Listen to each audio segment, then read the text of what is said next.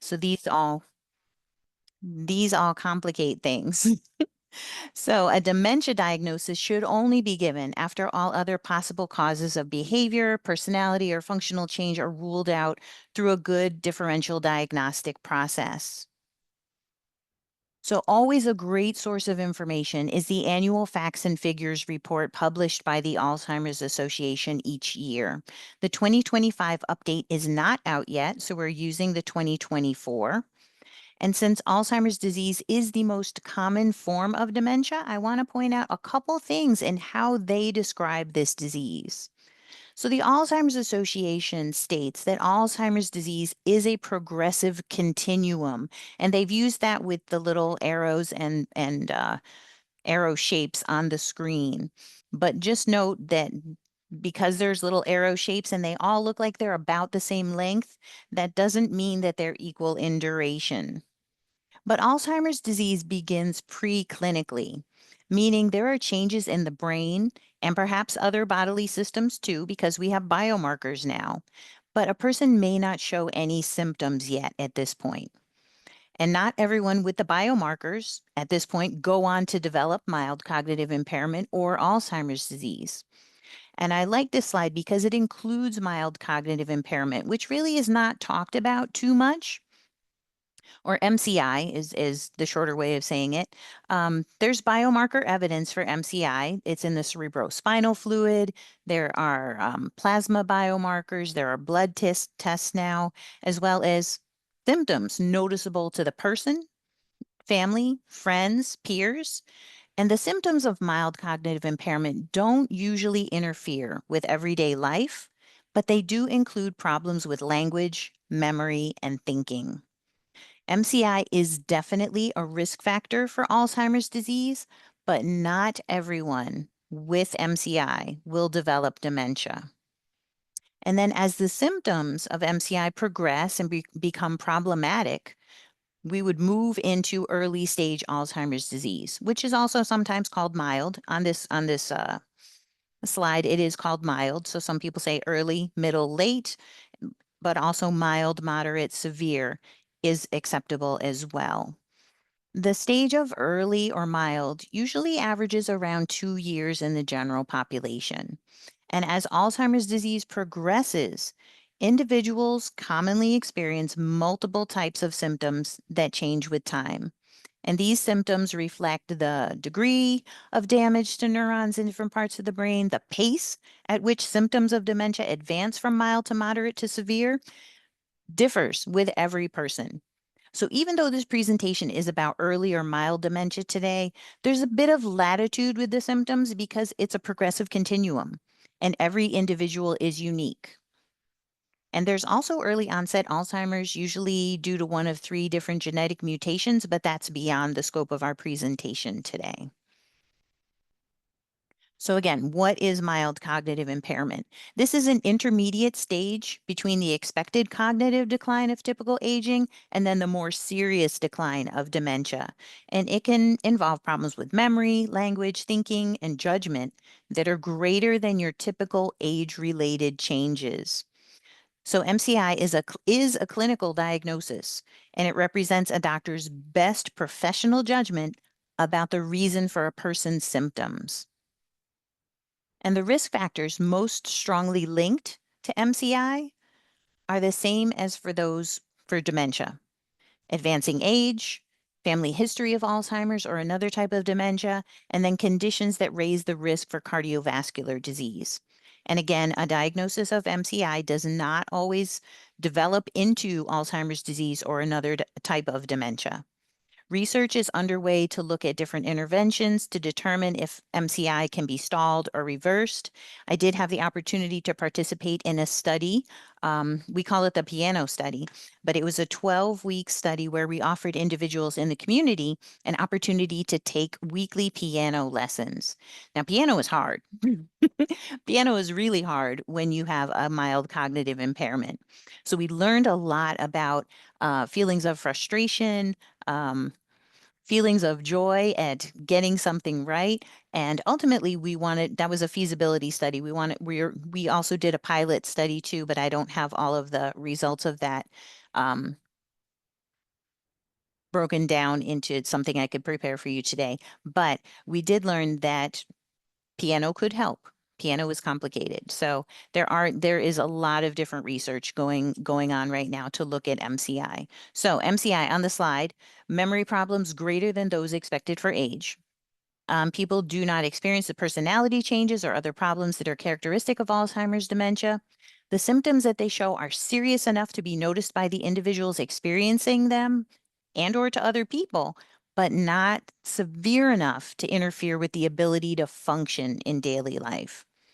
And again, because these changes are not severe enough to affect daily life, a person with MCI does not meet the diagnostic guidelines for dementia.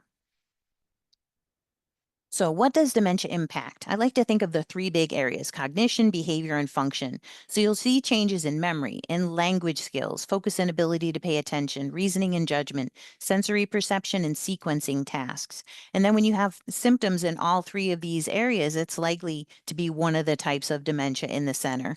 I also include change in personality in the circle with behavior. I've seen people with dementia that have had significant behavior plans that just don't need them anymore. And vice versa. People that had been very gentle or quiet become argumentative or combative. And the personality or behavior does not always change to those extremes, but those are two examples. So these areas are going to be impacted differently based on the individual and the type of dementia. And as dementia progresses, a person will need more help and at some point will need a lot of support with daily living. However, dementia is different for everyone, so it will vary how soon this happens and the type of support that's needed. So here are some examples of some symptoms that you might see in early stage Alzheimer's disease. And we're going to be talking about these, but I like that little graphic. So, symptoms of early stage Alzheimer's disease. So, changes in the early stage are often brushed off as typical aging. So, this stage usually lasts about 2 years in people without Down syndrome. But in people with Down syndrome, just know that the progression is probably much quicker. Short term memory is affected most often, remembering recent events or meals, the names and faces of new people, losing glasses, which we might say, oh, we misplaced them. Or losing other important personal items. Complex tasks like IADLs, instrumental activities of daily living, are also affected first. These require just more executive function, multiple steps, planning, things such as handling money, which is hard when you don't have mild cognitive impairment or early stage dementia. Um, Chores, grocery shopping, preparing meals, taking medications, driving, all things that have steps and multiple parts to them. Poor orientation is another feature of early stage dementia. A person may no longer recognize where they are and get lost, even in a place that's familiar to them. At home, they may not recognize their bedroom or how to get to the bathroom. And then visual perceptual difficulties can cause problems judging distances, so depth perception. And this can be a problem when people are using stairs or when there's a change in the flooring from one room to another area. So crossing thresholds may become confusing. Getting on and off of a vehicle with steps like a van, also confusing and difficult, and people just may not do it anymore. Other symptoms of early stage dementia: for language and communication, someone may struggle to find the right word in a conversation, or they might not follow what's being said. That's actually also very common in frontotemporal dementia, and speech difficulties are common in vascular dementia as well. So, watch for changes in how people express themselves and how well they take in verbal information during a conversation or during somewhere, something going on where they need to follow directions or participate in an activity. So, watch for that verbal, or not verbal, the expressive and the receptive language differences. Fine motor skills. In geriatric assessment clinic, we ask people to sign their name. Always, we've also started asking people to draw pictures. Some people don't want to draw pictures. We usually ask to draw a picture of themselves, and we get all kinds of interesting pictures, but some people refuse them. We ask them to draw a house, and we can look at, where they are, especially if it's a baseline. And they've seen us before. We'll compare their signatures over time. We'll compare the drawings over time. There's one well-validated tool used in the general population, the clock drawing, which I don't know how many people anymore are going to know how to read the clock, regular clock face with 12 numbers, but you can ask people to draw a clock if they're familiar with that as well. That again is well validated in the research literature. But fine motor skills deteriorate.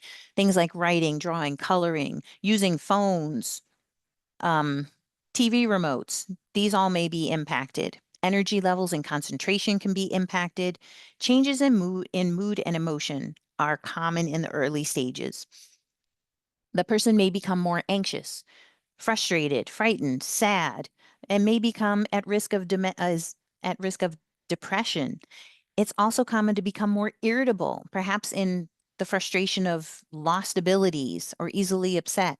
A person can often be more withdrawn, lack self confidence, and lose interest in hobbies or other activities that they used to like. So, difficulties in these areas is often frustrating, and the individual may know that they used to be able to do these things, and thus there's this emotional component as well. But we often don't address or acknowledge emotions in the IDD field unless it's part of a behavior plan.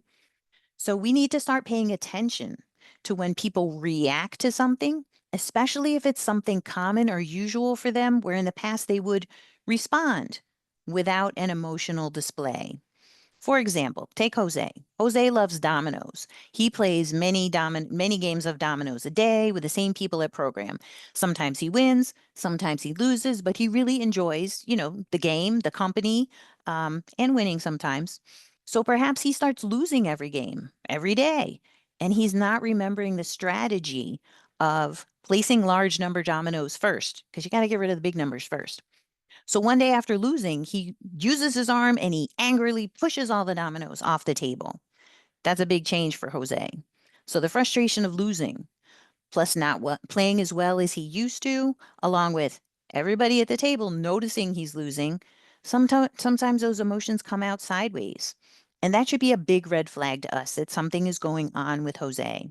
So we need to watch for these unusual behaviors, unusual emotions or moods, the unusual frustration, the anger, the sadness, the depression, the anxiety, the apathy, the loss of interest and withdrawal from things that people used to enjoy. This withdrawal from social events and activities creates isolation and loneliness, and that can lead to depression, which is serious. All right, so that's the dementia piece. We focused on that. Yes, bam, it's dementia. Now what? Sometimes we are so focused on getting the diagnosis, that label, that we really don't think about what comes next. We're like, okay, it's dementia. All right, put it in the chart. Now what? So in dementia, it's really up to us to help the individuals with IDD that we support remember who they are so they can continue to enjoy and experience as much of life as possible. So let's start with person-centered care. So I know Amy talked about this last time. But within the last 5 years, there's been a really major shift in long-term services and supports by CMS, Centers for Medicaid and Medicare. And let me know if I use any acronyms because they just come out. There's so many acronyms. They just come out. So CMS, emphasizing the need to know the person in order to deliver holistic services. So person-centered care, as you can see by the references I've given you on this slide, it's been around for almost 30 years. And I think the IDD field, we've always been ahead of the curve, ahead of the general population in terms of person-centered care. And now services for the general population are finally catching up. Yay us. Okay. So we all know that knowledge of individuals' everyday preferences is a foundation for person-centered care. But we in the IDD field, we could do better to really assess and document and utilize those preferences in our planning for activities with older adults with IDD. So what are preferences? So we've got needs. So I gave you a little graphic here. It's based on the work of Van Hatsma, and I hope I said her name right. But what are preferences? They're based on needs and values and goals. So needs are biological, social, functional in nature, and conceptualized as inherent to our individual existence. And they move individuals to action and they're essential to maximizing healthy functioning. And then needs then get transformed to become values or how we self-configure our principles that guide our behaviors. And then our values may fluctuate based on our circumstances However, our value systems typically remain stable across our lives. So, something we valued early in life, we're probably going to continue to value throughout our lives. And then a preference for a specific activity or choice over how to spend one's time, for example, is really informed by one's broader value system and behavioral goals and reflects our daily expression of how an individual would like his or her psychological and physiological needs to be met. So figure one depicts kind of this operationalization of preferences to better understand how needs and goals and values impact our preferences. But let's go back to needs for a second. It's really the key for discovering and defining preferences. Now, I know some of you have heard of Maslow, and I think we talked about this last time a little bit too, but way back in 1943, Abraham Maslow, he suggested that all human beings have the same drive to meet their needs. We all have basic physiological needs. We have the need for safety, for love, for belonging, the need for self esteem, and the need for what Maslow described as self actualization or growth. So Maslow suggests that as needs from a lower level are met, we are able to move up this hierarchy as different needs will become motivating at different times. And Maslow called the first four levels deficiency needs. So these arise when something important is lacking in our lives. So if we're thirsty, we're going to not care about anything else until we get that need for thirst, until we get some water, something to drink, until that need is met. All of the other needs don't really matter. So addressing each need allows balance to be regained. And then at this point, that need ceases to be motivating. So, in contrast, if we look at the top, Maslow argued that self actualization includes growth needs, which arise from our innate desire to grow as a person. And meeting these needs continues to be a rewarding and motivating thing for a person as they discover more and more of their potential. So, think about your own needs right now and where you are in this hierarchy. Actually, I could use a drink too. But next, think about a time when you were ill. Maybe you had COVID or the flu. So, compared to now and compared to when you were sick, would you be at the same level? How would your needs change? And now think about individuals with IDD who also have dementia. Where might they be on Maslow's hierarchy of needs? In the early stage. Then consider where they might be in the late stage. Would we still be moving up the hierarchy? Or would we be more focused maybe on the lower levels of the hierarchy? Needs are really, I think, the source of where we should look for preferences and determining people's preferences. So that's a little bit of theory. So a little bit more theory. I want to talk to you about age systems. So back in 2017, we had the John A. Hartford Foundation, the Institute for Healthcare Improvement. These are big organizations. And then in partnership with the American Hospital Association and then the Catholic Health Association of the United States, they created this social movement. They wanted it to be a social movement. It is, it's getting there, to redefine the care of older adults so that all care is age-friendly care. And this model of care was designed to help healthcare practitioners who were not specifically trained in geriatrics to provide care to older adults in any setting. So we all know we go to the doctor, we get 10, 15 minutes, maybe 20 in a typical health appointment. And as adults get older, as we get older, our lists of health concerns can get longer. So, how do we address so many needs in such a short amount of time? And how do we address these needs with people that aren't geriatricians? There are just not enough geriatricians to go around. So the four M's were designed to cover the most significant topics. If we can address mobility, mentation, medication, and what matters within the appointment, it can lead to better health outcomes for older adults. There's literature on it. Trust me. And this framework can also be used in the IDD field because not only do we not have enough geriatricians, we don't have enough people who are trained in the IDD population. So, in particular, out of this model, what I love the most is the what matters aspect. This really drives preferences for our older adults with IDD. So, if you read little blue part on the side. Where's my little pen? So this over here, all the 4Ms are connected, all of them. So if we take one person, what matters? Hang on, I can't even read this. What matters to me? I want to keep active so I can avoid falls and keep up with my grandkids. That's what matters. I want to play with my grandkids. But then if we look at medication, do I really need all these medications? I'd rather have a natural solution. What kind of side effects am I going to get? And then we look at the bottom, we look at mentation. My medicine made me confused and I lost my balance. So that medication is not helping my mentation, it's not helping my mobility. And then if we move over to the mobility, so going from a cane to a walker in a big year was 1 year was a big loss and I felt depressed. So all of these things are interrelated, but all driven by what matters. This person wanted to play with her grandkids. So we have to adjust all of the other areas to make sure that she could have that preference of playing with her grandkids.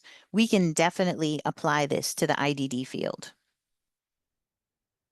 So tools for assessing preferences. I don't think that we have enough time to go into all of these today. I do have a video, and Kathy and Catherine, I think I snuck in 2 videos.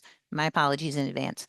Okay, so the Maslow Assessment of Needs scale. I love this scale. It was designed specifically for people with IDD, but if I'm being honest, it's a little bit clunky. So then RAXA developed the Mini-Mans LD. It's really a quality of life assessment, but it's only 9 items. So that's not quite like the best tool either. I really like the Peli and the PPI, and I'm going to give you copies of these. So I will send them to Phyllis and the team. They're very simple. And I have a video I want to show you about the Peli and about preferences and relating to Maslow. So we'll watch the video, but then let me also tell you the dementia values and priorities tool. I like this one too. It's online. It can be done with someone using a computer or a tablet and walks you through it. But it's not the best to like, if you're a paper person, it's online. So then you got to print it out at the end. So let's pause the share for a moment. I got to change screens. I got to find my mouse.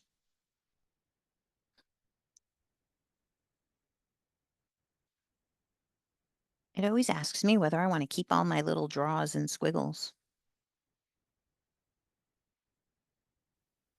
Okay, so hopefully you can see that.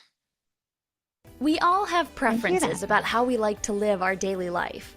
Preferences are choices we make about a broad range of behaviors and activities, such as who we spend time with and the activities we enjoy. Preferences reflect how people like their needs and values to be met. Striving to fulfill these needs creates motivation to engage in life. You've heard about Maslow's hierarchy of needs that explains human motivation. Once our basic needs for shelter and food, for example, are met, people are motivated to seek things in life that are meaningful to them. People flourish when they're doing things that they prefer to do and that are meaningful to them. Fulfilling preferences are important because it leads to a sense of well-being and the opportunity to thrive. Preference fulfillment plays a large part in person-centered care for people who receive long-term services and support. When a person's preferences are ignored, their well-being is diminished. Alternatively, supporting the fulfillment of an individual's important preferences can promote well-being. Person-centered care promotes choice, purpose, and a greater sense of connection for those who need assistance in daily life. Person-centered care means that the individual is at the center of the process and is supported to achieve the highest level of physical, mental, and psychosocial well-being that is practically possible. As part of person-centered care, we learn about each person's choices and everyday likes and dislikes. This ensures that our care supports each person's well-being and ability to thrive. Through our research, we have created a tool to assess preferences, called the Preferences for Everyday Living Inventory, or PELI for short. The PELI assists provider communities in learning about what is most important to each individual in order to provide person-centered care based on preferences.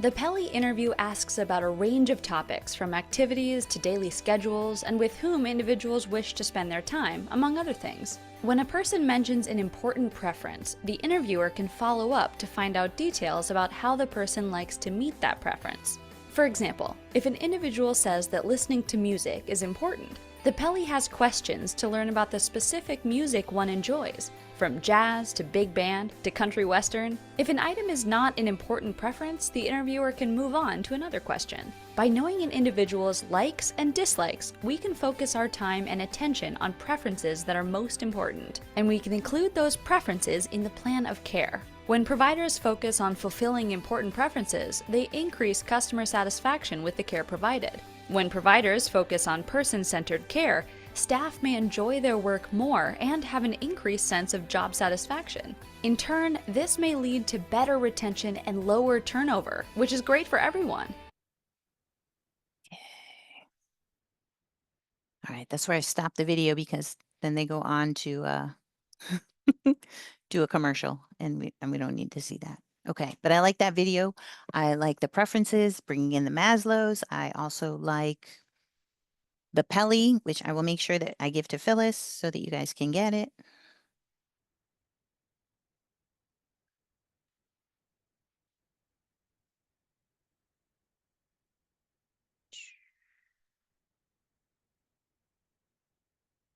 Okay. So many screens. Okay, so hopefully the slide is back and you can see that. Hopefully I'm not muted.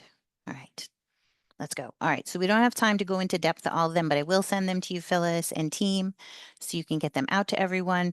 Once you've assessed preferences from self-report, from families, from caregivers, from other staff, from programs, jobs, people that have known people a long time, like in the geriatric assessment clinic, we love to have people that have known the individuals for a long time. I've seen people in the clinic that I haven't seen since the 90s, and I'm like, oh, I remember you from way back, and the differences are sometimes startling.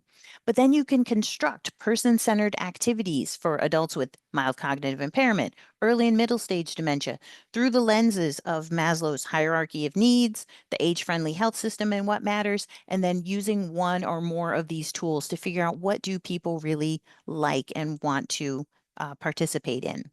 So now here are some tips for creating activities for older adults with IDD and early stage dementia. So remember that there already is some underlying cognitive impairment because of the intellectual disability. So try and incorporate person-specific strategies that have worked for that individual in the past. And I know turnover has been horrifying since COVID and even before that. So it's hard to get people that have worked with the individuals for a long period of time, but do your best to kind of dig through records and figure out and ask the person, ask people that have known them what their preferences are. So be welcoming. So imagine you walk into a beautiful, fancy new hotel. How would you like to be welcomed? Everyone from the valet to the door person to the front desk attendant, they all smile, they welcome you. It's lovely. Now, with people with IDD and dementia, act as if you are part of that hotel team. You are the private concierge for that individual. You get to explain all the amenities and genuinely welcome them to the space, to the activity, to the meal, to whatever is going on. They will pick up on your verbal and nonverbal cues. So all of this with the understanding that, yes, you may be the only concierge for 500 guests. I get it, but do your best to be as welcoming as possible with everyone for every activity. Meet those basic physiological needs from Maslow's triangle. Try to do activities that orient people to date, to time, to place, and season. When we see individuals in the geriatric retired and maybe just sit at home all day with staff, and I don't mean to sit at home, but sit at home. And we ask them, well, what day is today? They don't know. They don't know if it's a weekday because they don't go to program anymore. Do you know what season it is outside? They may not have helped get themselves dressed. They may not have picked out their clothing. They just, wear whatever staff give them. So there's an orientation that people need every day to help them acclimate to, okay, what's going on? I know that on Tuesdays we have music, then sometimes we go to the pool, then we have lunch. So structure, routine, orient people to what they're supposed to be doing. And that also involves clear expectations and cues in the area that the person will be in about what's expected of the person. So cues in the environment as well as verbal cues for the person. We should always be emphasizing maintenance of current function. Learning is going to be tough at this stage. It is possible. Like I mentioned, the piano study, we did have people learn how to play piano. So it's not impossible, but maintaining people's current function and their current abilities is key at this point. Allow downtime. Ooh, navigating a strange world is exhausting as people start to lose their orientation and understanding of what's going on around them. It's exhausting to filter out what's meaningful noise in the community, what's not meaningful noise, what is going on. It's exhausting. Create opportunities for people to have personal space, time to process, a little time alone if they're okay with that, and be with the person. Join the person in their world. Do not argue about, it's 1953 and we're waiting to go to, the drive-in movie. Don't join them in their world. Consider culture. People come from all different cultures. They have different things that they like to do, different activities. Definitely consider culture and bring that into any activities. And also learning about new culture. One of the slides I talk about bringing in guest speakers. Bring in guest speakers from different cultures so people can learn. There is still like learning new things, hearing new people is still part of what people want to do in activities. And then use imagination. I found this group called Time Slips. They're an organization that's really shifting how we interact with people with dementia. One of my favorite activities that they do, and they have like a video commercial too, but I'm not going to show you that. One of their favorite activities included people in a circle. And they passed out the same photo. It was like a photo or a picture to everyone in the group. And then they went around and they had each person use their imagination and tell them something about the picture, and they created a story. So as you go around the circle and you get everyone's input, a team member writes the story down on an easel. So some of it was crossed out, some, there were adding in details. So as everyone in the circle was adding information to what they thought about that picture, it led to laughter, it led to social connection, it led to community, it led to spontaneous songs. It was amazing. There were no right or wrong answers. So use your imagination. We don't have to always define things the same way. Just meet the person where they're at. Let's look out the window. It's a little warmer here today. There's still snow, but there's things that we can look at outside, and we don't have to call them by their natural given name. Just call them whatever the person calls them, and that's okay.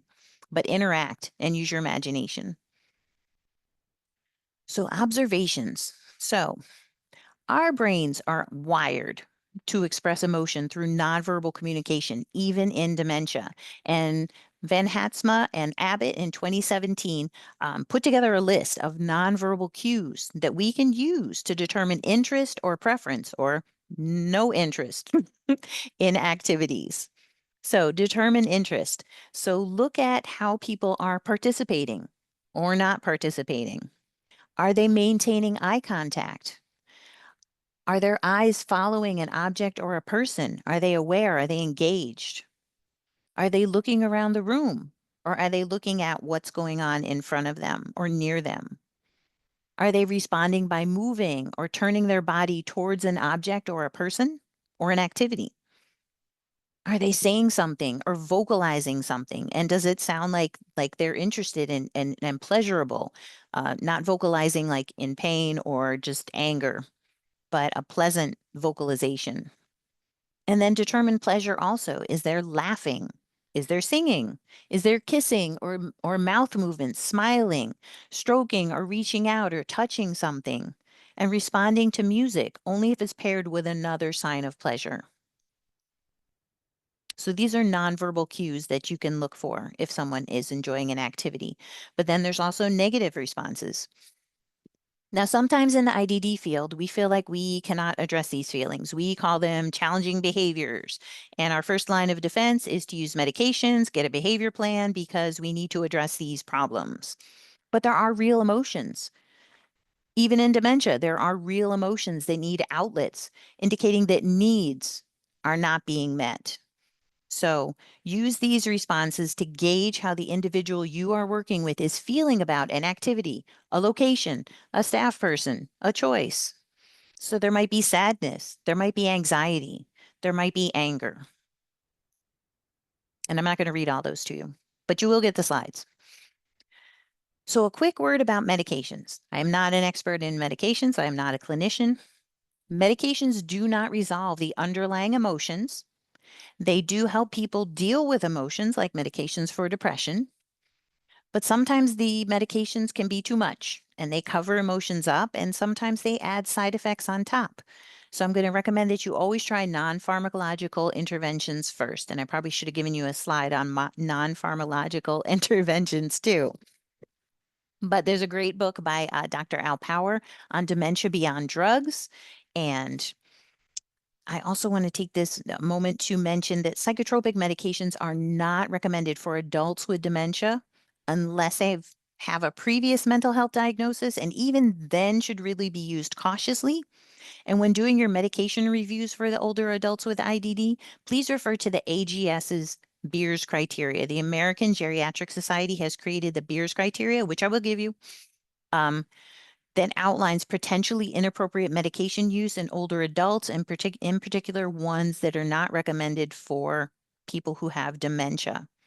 So my colleague, Dr. Al Powers, he has a faculty appointment at the University of Rochester and at another university in Toronto, and he's known internationally. He's a geriatrician and an advocate of dementia-inclusive communities.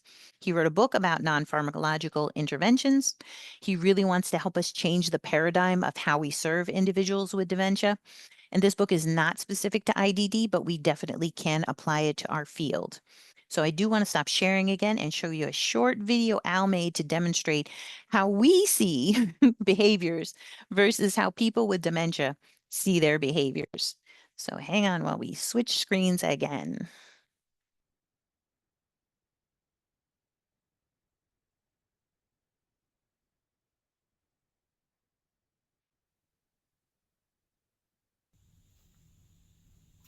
Hi everybody, this is Al Power with my colleague Heather Luth. We're at Schlegel Villages in Ontario, Canada. This year for WRAD 19, we decided to bring you the great old German folk song, The Happy Wanderer, which is sung by millions of people in many different languages. But we decided to try to reimagine what would happen if the song were sung by a person living with a diagnosis of dementia and observed by maybe a medically oriented person who saw their words and actions as behavioral and psychological symptoms of dementia. So I'm going to sing the actual lyrics to a couple verses, and Heather is going to observe me and tell me what she thinks about my words through that lens.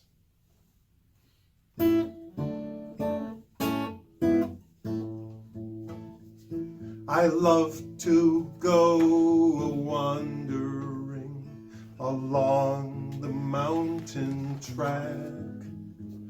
And as I go, I love to sing my knapsack on my back.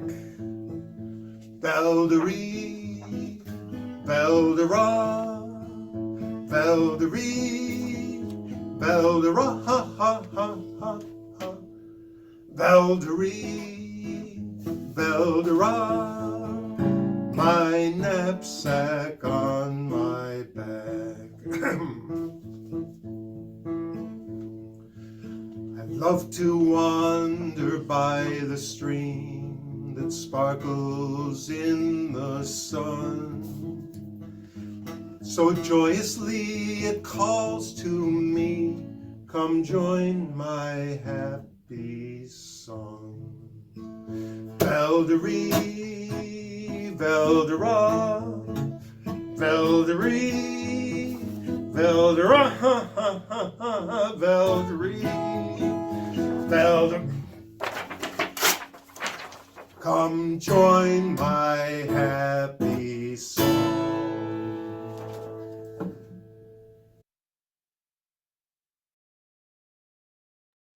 Just a quick little video about how sometimes the way we perceive behaviors is not the way that the individual intends them.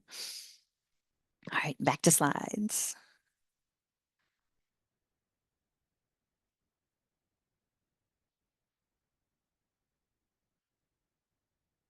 So I hope you like the video.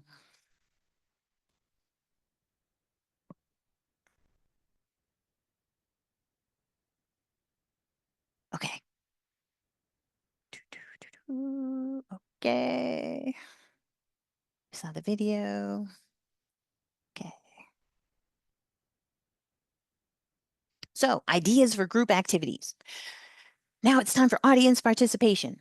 So I know some of you do this every day. Some of you have your best go-to activities that you always do and they work. You are the experts. I would love for you to put those activities in the chat. Catherine Pierce said that we can capture the chat at the end and we can make a list and email it out to you of all the fantastic ideas that all of you do so that each of you will get this list of new activities to try when you go back to your programs. So I would love to see the chat fill up right now with your best go-to ideas. So while you're typing, let me tell you what I came up with. So I did a literature search because the literature is full of best practices. They've been peer reviewed. What I found was film clips and discussion, and you can find a ton of these on YouTube. These evoke reminiscence, social connectivity, they improve mood, and on YouTube you can just get a clip of a movie.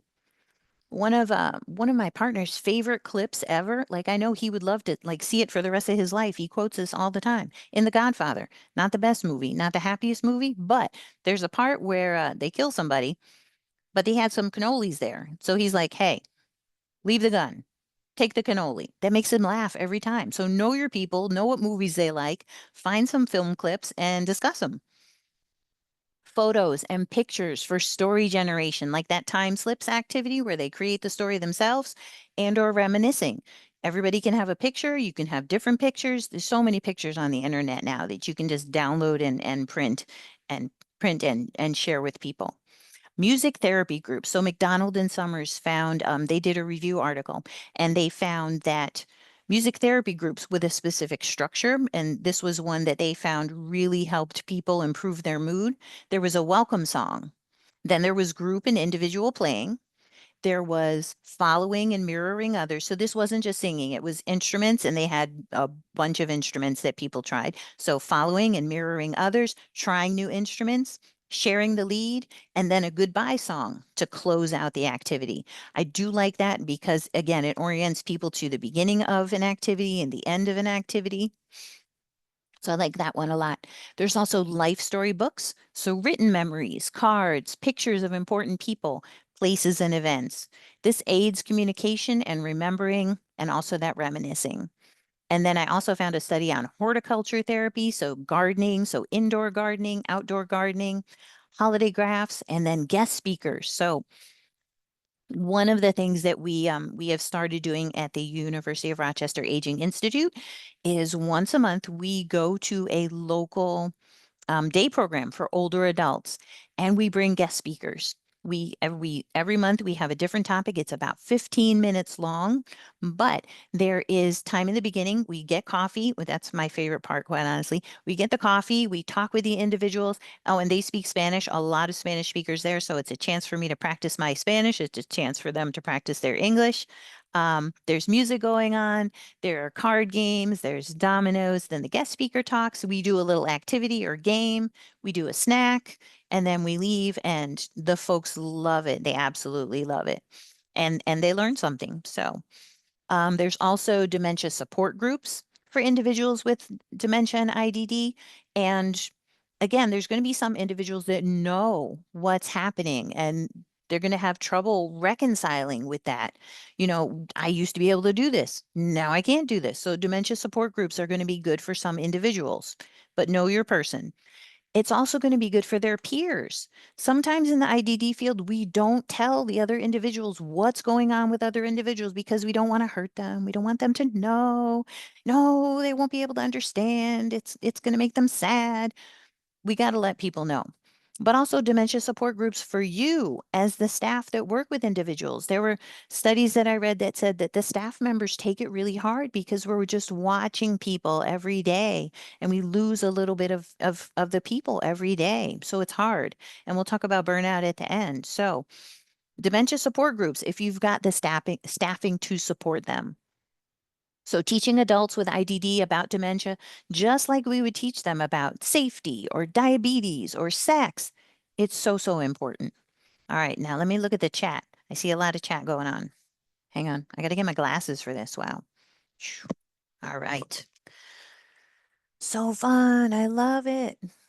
Oh, you guys love the video. Yay. Yes, I love that video. So fun. Al Power's a great guy. Okay, photo album making. Love it. I was taught that everything you do with someone with dementia is an activity. Yes, Catherine, thank you. Music therapy, dancing, singing, sitting quietly watching the birds. I saw the best red cardinal on this gray morning today. It was so beautiful. Puzzles that are the right difficulty level for the person that can also generate discussions. Any type of movement and exercise, but making it into a fun activity such as pool noodle balloon volley. Wait, say that 3 times fast. Pool noodle balloon volleyball. Pool noodle balloon volleyball. I can't say it. Okay. Outside sitting or walking, listening to nature. We use the senses. Beautiful. Trivia games. Silent discos. Yes. Dance, music using headphones to increase focus. Getting to know you game. Talk about perfect activity for preferences that we were talking about today. Excellent. We do karaoke, song of their choice, then Zumba, simple exercises on YouTube. YouTube is such a blessing. Card games. Oh, I want to play Gin Rummy too. I love that game. So I work with women with IDD who used to thoroughly enjoy housework. I sit or stand with them, fold towels, depending on the person, we might talk. Or for those who aren't talking as much anymore, I play music that I know they love. Beautiful. Jenga blocks. Yes, with one individual to build the tallest tower as a contest, and then we get to knock them down. So fun. Okay, yes, giant Jenga. Sing-alongs. Someone uses time slips already to create fun stories. Excellent. We also use famous pieces of art for discussion. What do you see? What shapes do you see? What colors? Got visual traveling, word find puzzles, baking, cooking groups with simple steps. This can be easily upgraded or downgraded to folks of varying levels. Yes, and I wanted to mention that I think Amy last month had a great slide on making biscuits and all the different ways that you can still involve someone in making biscuits. Yarn ball that is tossed and then they keep the end and they toss it to someone else. It's great for laughter and making a web. And when it's tossed, they say a word that relates to a topic. Topics can be holidays, food, music, instruments. You guys are knocking it out of the park with these activities. I am so impressed and so just thankful and appreciative. I can't wait to get this list. There are so many. All right, I'm not going to keep reading them because there's so many, but we will definitely get this list to you. This is so cool. Thank you so much. I knew you were the experts. I absolutely knew it. Okay. All right, moving on. What else have we got? Ooh, okay. Here are a few ideas for community engagement that we do in Rochester. So in Rochester, New York, I'm in upstate New York, we have something called Meet Me at the Memorial Art Gallery or Meet Me at the MAG. So that's our local art gallery. And this is sponsored by our local chapter of the Alzheimer's Association. Rochester, New York is also home to the Eastman School of Music. The Eastman School of Music has recently started a choir for local caregivers and individuals with dementia, and they meet once a month. Our Rochester Philharmonic Orchestra offers tickets to their rehearsals to caregivers and individuals with dementia for free. And that I think is just during their season, but they always rehearse. So there's always rehearsals going on. And I definitely recommend that all of you check out your local Alzheimer's Association chapters because they have a phenomenal bunch of resources. They partner with other local organizations. You can find out how to keep individuals with early stage dementia engaged in the community. And these are activities that you can do together. All right, one more idea. So memory cafes, these originated in the Netherlands. I'm not really sure when, but I think within the last 20 years, and they have spread around the world. So the general setup of a memory cafe consists of bringing people together with dementia and their caregivers in an informal environment and a big enough space where they can socialize and share information.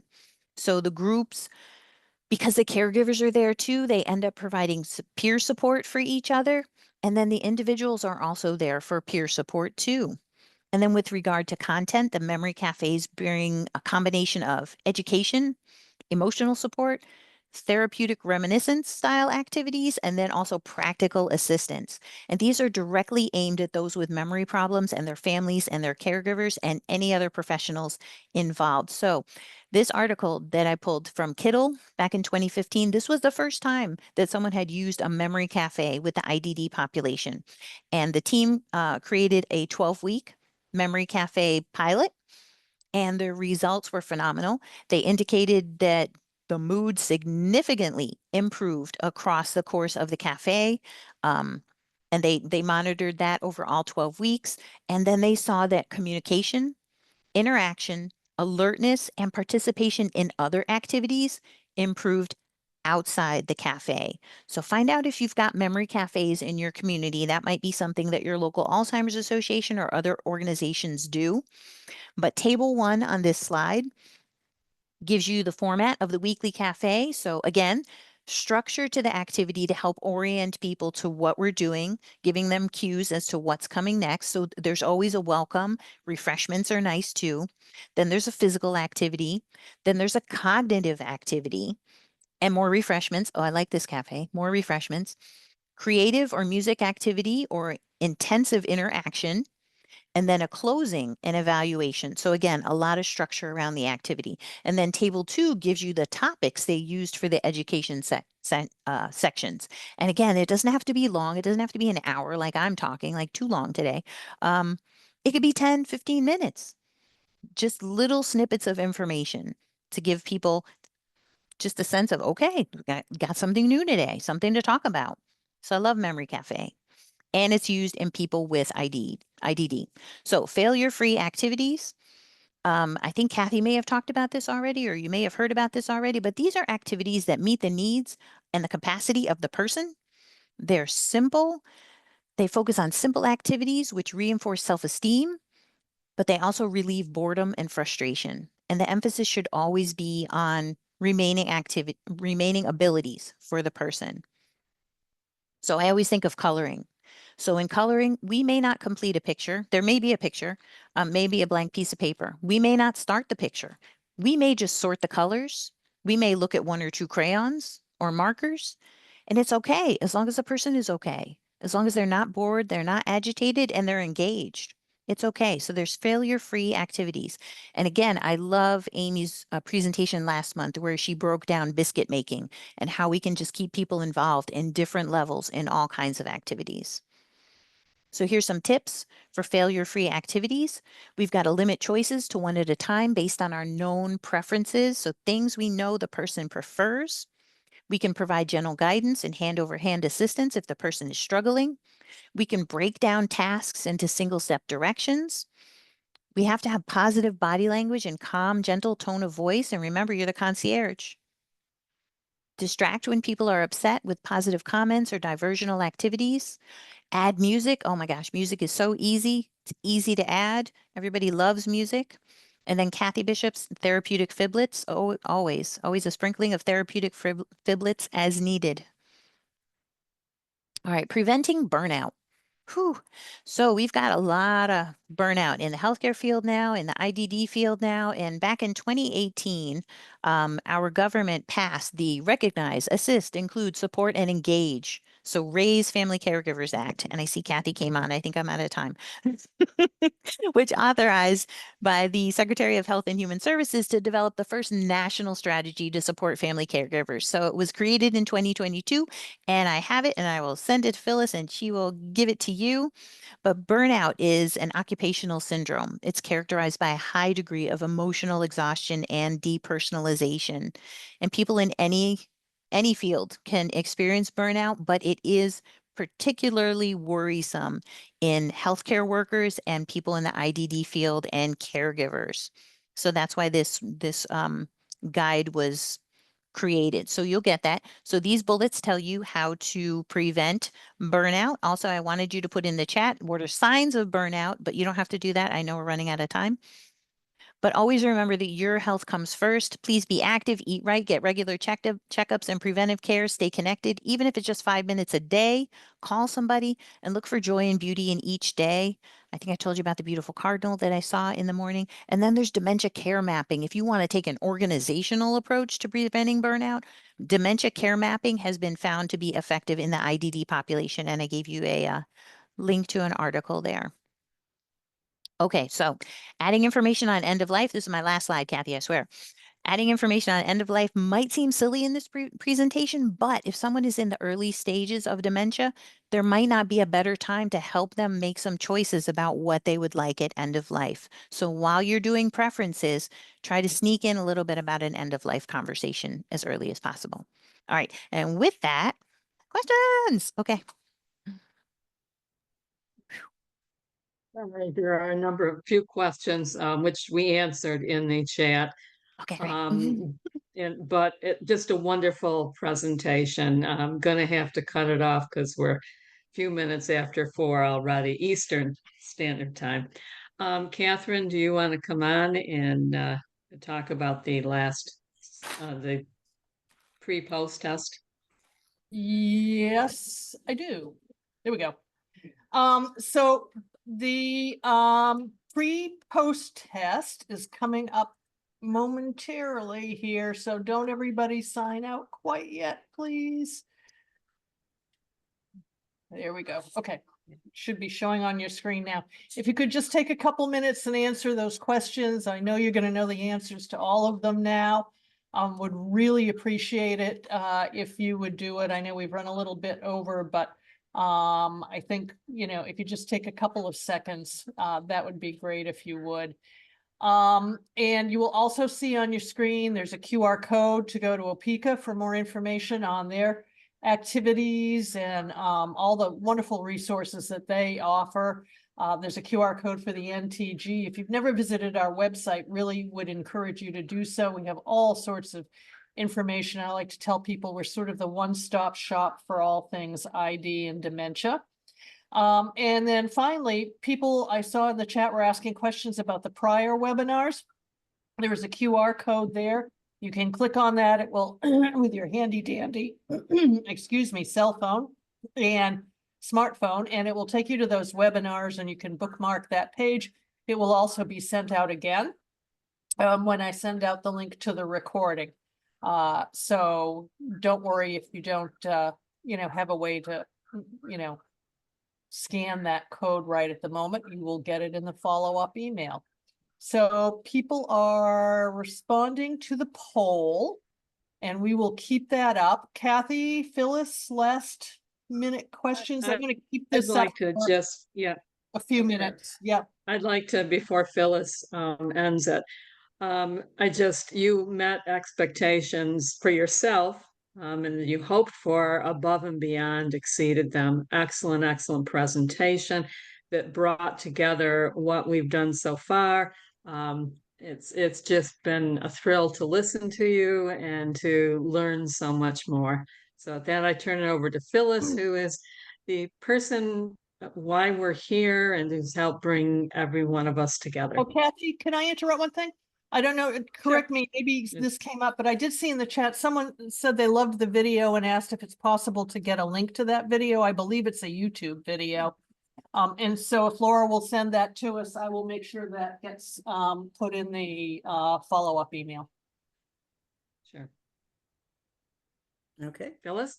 Okay, and I know we're out of time. So all I'll say is thank you for being with us. Please come back and watch next month as we take the concepts that Laura started talking to us about today and we move them into moderate stage dementia and best practices for working with folks with moderate stage dementia in an adult day program. Thanks so much for being with us. And thank you, Kathy and Catherine, for all your support. Thanks, everybody. Keep Hey, doing Laura. the test. I'm going to leave it up for about 5 minutes. So don't worry if you see everybody, our little screens disappear. It is still there. And again, thanks so much for taking the time to do the post test. And thank you, Laura. It was really fabulous. Well Really done. was. Thank you so much. I'm here if people have questions. And There were next, no questions. next session is March 20th. and you'll be getting reminders about that by email. So we will talk to you all in the near future again. Thank Thanks, you. everyone. Have a great rest of your day.